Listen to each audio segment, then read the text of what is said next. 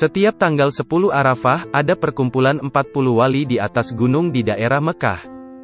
40 wali ini tersebar ke seluruh pelosok dunia. Dan setiap tahun mereka berkumpul di atas bukit di daerah Mekah. Yang datang ada yang terbang. Ada yang naik sajadah seperti Aladin. Ada yang muncul dari bumi, ada yang naik burung, ada yang tahu-tahu sudah di tempat. Acara tahunan ini semacam reuni. Dipimpin langsung oleh King of the King Sultanul Aulia. Rajanya para wali, yang setiap masa hanya satu orang di jagat seluruh alam semesta ini. Di atas bukit mulai terdengar dentuman-dentuman lantunan zikir, yang terpancar dari hati mereka. Di atas bukit para malaikat berwujud awan, ikut menyemarakan acara reuni tahunan ini. Dengan hembusan angin yang sepoi-sepoi berlantunkan takbir, tahmid dan tahlil. Tampak di kejauhan di bawah bukit, ada orang yang tidak terlalu tua. Tampak tertatih-tatih dan sangat kesulitan, mencoba menaiki bukit. Berbeda dengan wali-wali yang datang sebelumnya. Seorang tua ini tampak sangat kesulitan menaiki bukit dengan tongkatnya. Dia berusaha melewati bebatuan yang terjal dan berliku. Kadang dia berhenti sebentar, untuk mengatur pernafasannya lalu melanjutkan menaiki bukit lagi. Setelah sampai di puncak, tampak jelaslah orang ini, gemuruh nafasnya masih tampak tersengal-sengal kelelahan. Pakaiannya biasa, jubah putih yang kecoklatan, terlihat agak kotor. Walaupun kelelahan, wajahnya selalu tersenyum. Dari wajahnya bisa dikatakan, orang ini tidak gampang meremehkan orang lain, tawadu dan sopan. Para wali menghentikan aktivitasnya. Setelah melihat kedatangan orang tua ini, suasana tiba-tiba hening. Satu persatu para wali menyalami orang ini dengan penuh hormat dan takzim. Ahlan wa sahlan ya Habibullah, ya Sultanul Aulia, ucap mereka.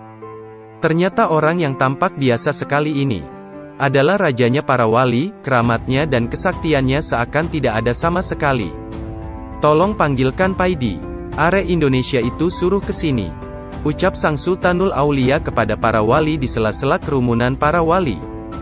Muncullah seorang pemuda dengan jas layaknya tentara dan peci hitam yang agak tinggi. Dari wajahnya terlihat kalau Paidi ini pemuda yang kocak. Dengan wajah cengar-cengir, pemuda ini mendekati sang Sultan Aulia dan mencium tangannya.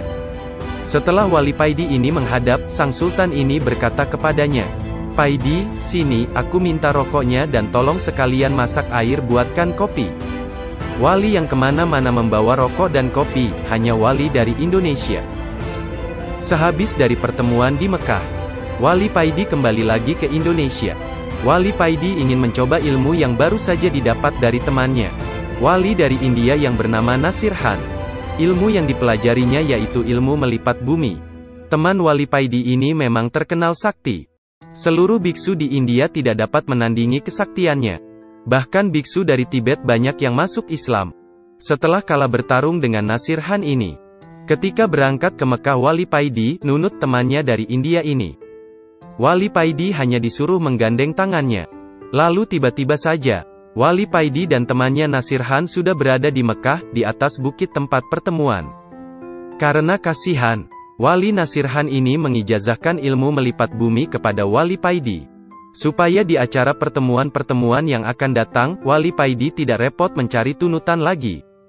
Wali Paidi memejamkan matanya, dan mulutnya mulai berkomat-kamit membaca doa-doa khusus. Tiba-tiba tubuh wali Paidi terasa dingin. Bumi yang didudukinya terasa seperti es. Wali Paidi membuka matanya. Tampak di depannya bukit yang tertutup es. Dia melihat ke bawah, bumi yang didudukinya juga terbuat dari es. Di manakah aku ini? Batin wali Paidi. Wali Paidi berdiri, melihat sekelilingnya. Semuanya tampak putih tertutup salju. Wali Paidi berjalan mengitari tempat yang belum pernah dilihat selama hidupnya. Sepi, tiada orang sama sekali.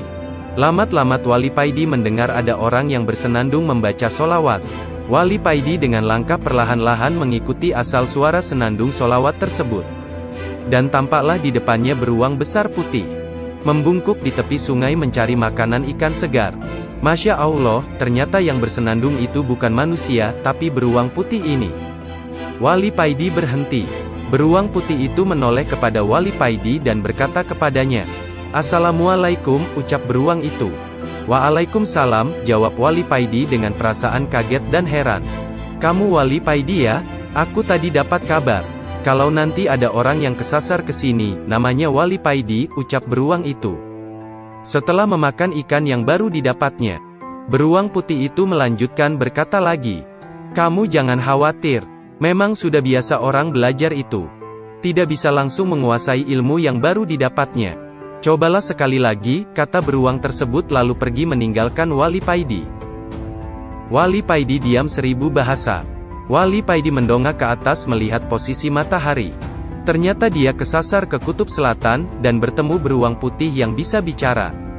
Setelah salat sunnah 2 rakaat, Wali Paidi mulai merapal doanya kembali.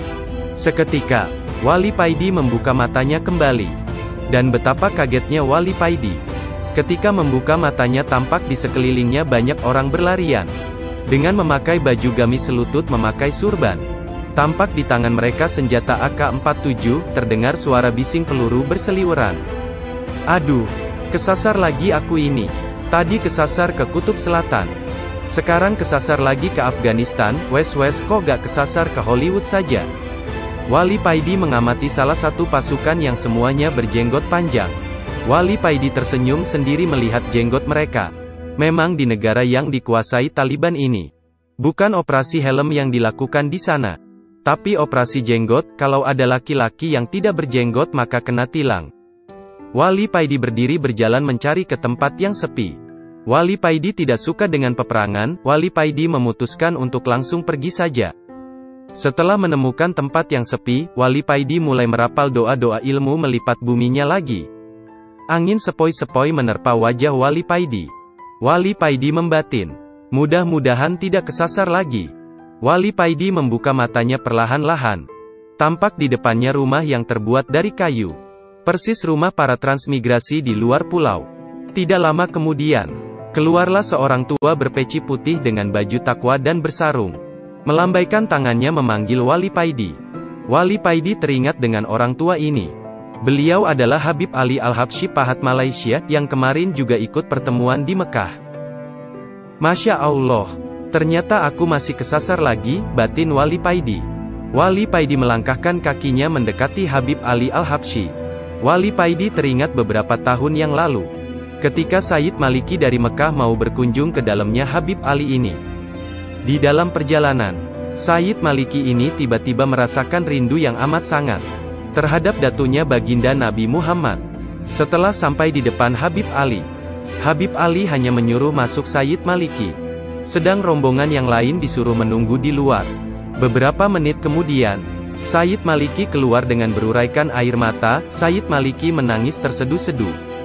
Sudah terobati kangenku, ucap Sayyid Maliki dengan masih menangis.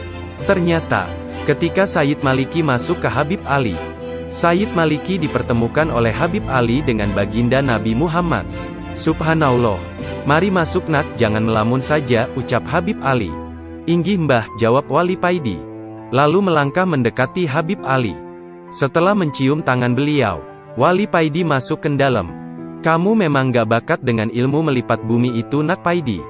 Jadi nanti gak usah dicoba lagi, kamu naik pesawat saja dari sini ke Indonesia, kata Habib Ali. Inggih mbah, jawab Wali Paidi.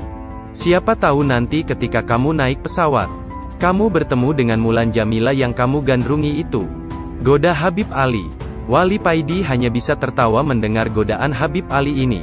Setelah makan bersama, Wali Paidi pamit pulang. Habib Ali menepuk-nepuk pundak Wali Paidi mengantarkannya keluar dari dalam. Ingat perintah Sang Sultan nak Paidi. Setelah sampai ke rumah, segeralah ke Gunung Arjuna untuk khalwat di sana. Inggih mbah, jawab Wali Paidi.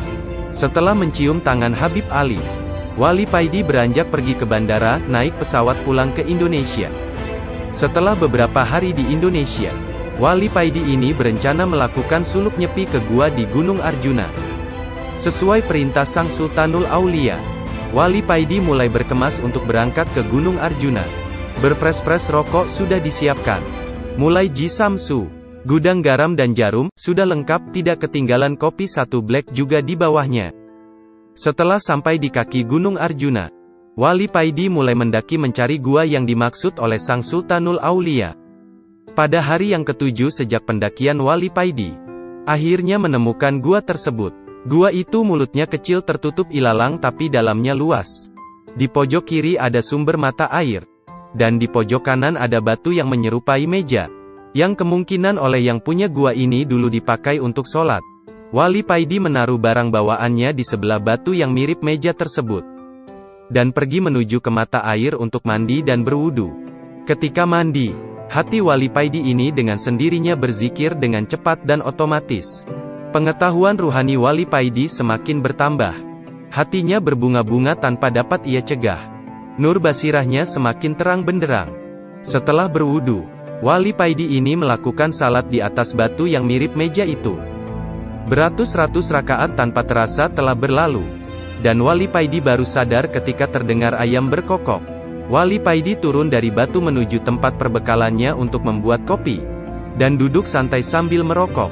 Panci sudah dikeluarkan dan rokok Jisamsu refill sudah disiapkan. Tapi alangkah kagetnya Wali Paidi ini. Ketika mencari korek tidak ada. Ia keluarkan semua isi tasnya, tapi tetap saja korek tidak ditemukan. Waduh ciloko iki. Wali Paidi bergumam sendiri. Dia melihat kopi satu black yang aromanya begitu harum. Dan berpres-pres rokok berbagai merek tergeletak di samping kopi. Wes muspro KB iki, kok bisa koreknya gak kebawa? Kata Wali Paidi mulai kesal. 1-2 hari dilalui Wali Paidi ini tanpa kopi dan rokok. Dan pada hari yang ketiga, Wali Paidi mulai tidak tahan. Hatinya semeblak ketika melihat kopi dan rokok yang terkulai tak berguna. Wali Paidi mulai membaca hizib. Semua hizib ia kerahkan dan setelah membaca asyifat 3 kali, Wali Paidi ini mengusapkan telapak tangannya pada matanya dan seketika, seluruh alam jin dan makhluk halus lainnya tampak sangat jelas. Terlihat Wali Paidi segerombolan jin di luar gua sebelah kiri. Kira-kira 10 meter dari mulut gua. Wali Paidi mendatangi bangsa jin yang terdekat dengan gua tersebut. Gerombolan jin yang melihat Wali Paidi datang, tampak ketakutan. Ada yang punya korek api? Tanya Wali Paidi kepada bangsa jin. Kami gak punya, jawab mereka. Wali Paidi langsung mengobrak-abrik tempat para jin tersebut. Para jin lari tunggang langgang dan banyak sekali yang terluka. Selanjutnya setiap tempat yang ada jinnya didatangi oleh Wali Paidi ini. Dan kalau ditanya, jawabannya tidak punya korek api, maka Wali Paidi ini langsung mengobrak-abrik tempat tersebut. Gemparlah seluruh bangsa jin di Gunung Arjuna melihat sepak terjang Wali Paidi ini. Seluruh desa dan kota dari kerajaan jin di Gunung Arjuna ini, telah diobrak-abrik oleh Wali Paidi. Nama Wali Paidi menjadi terkenal, dan menjadi momok yang menakutkan di kalangan bangsa jin. Dan akhirnya tibalah Wali Paidi ini di pusat kerajaan bangsa jin. Ketika sampai di gerbang kerajaan, Wali Paidi disambut oleh 2 prajurit yang memang oleh raja. Mereka diperintahkan untuk menyambut Wali Paidi dan mengantarkan kepadanya. Tampak wajah-wajah yang ketakutan di wajah prajurit jin ini melihat Wali Paidi. Dengan suara tergagap-gagap, prajurit ini mempersilahkan kepada Wali Paidi untuk masuk istana dan menemui raja mereka. Dalam istana, Raja Jin yang bernama Ismoyo ini sudah menunggu kedatangan Wali Paidi. Setelah Wali Paidi masuk istana, Raja Ismoyo ini langsung turun dari singgasananya menyambut langsung Wali Paidi. Dan mempersilahkan Wali Paidi untuk duduk di sampingnya. Dengan agak takut Raja Ismoyo ini bertanya, "Hamba dengar Tuan Wali telah membuat geger kerajaan hamba. Tuan telah mengobrak-abrik seluruh wilayah kerajaan tanpa ada yang sanggup melawan Tuan. Apakah gerangan yang Tuan cari, sehingga Tuan murka begini? Mungkin hamba bisa membantu." Wali Paidi menjawab, "Aku mencari korek, apakah Anda punya?" Seluruh prajurit tegang menunggu jawaban raja mereka. Senjata pedang dan tombak sudah mereka pegang dengan erat bersiap kalau ada hal-hal yang tidak diinginkan.